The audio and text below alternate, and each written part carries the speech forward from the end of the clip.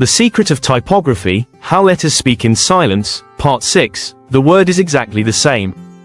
The meaning is exactly the same. Yet the shape of the letters can completely change how we feel about it. Imagine the word love. Written in an elegant wedding font, it feels warm, beautiful, and romantic. Written in a horror-style font, it suddenly feels dark and unsettling. The word hasn't changed, only the typography has. Welcome back to part 6 of our design series. Today, we're exploring typography, the art of arranging text to make information clear, attractive, and emotionally engaging. Typography is much more than choosing a font. It is a powerful tool that influences how people see, understand, and feel about your message. If you choose the wrong font, your design may fail to communicate what you intended.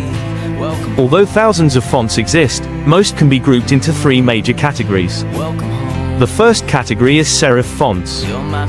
These fonts have small decorative strokes, often called tails, at the ends of their letters.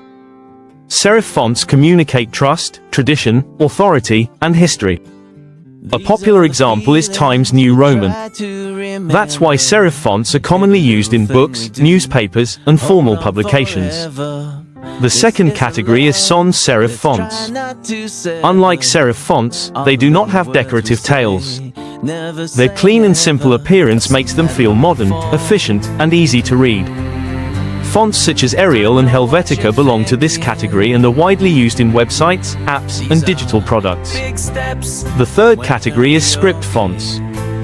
These fonts resemble handwritten text and often have flowing, connected letters. Script fonts create feelings of elegance, creativity, and romance. They are commonly used in wedding invitations, luxury branding, and creative projects. Now let's look at 3 golden rules of typography.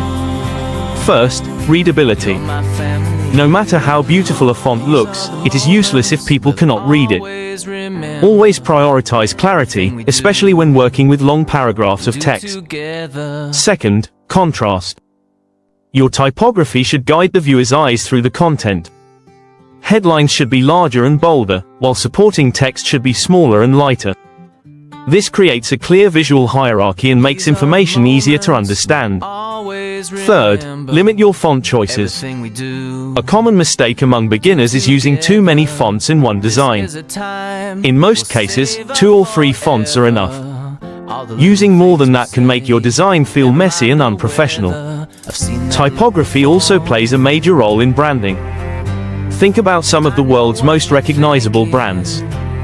The font style used by Netflix creates a modern and bold impression. The typography used by Disney feels playful, magical, and full of imagination. Even before reading a single word, the font already communicates the brand's personality. The same principle applies to your own projects. Every font choice sends a message. The question is, what message does your brand communicate? Typography is often called the soul of design because it gives a voice and personality to every message. In part 7, we'll combine everything we've learned so far, design principles, color theory, and typography, to create a professional logo from start to finish. If you're enjoying this series, don't forget to subscribe and turn on notifications. If you have any questions, leave them in the comments below. Thanks for watching, and I'll see you in the next video.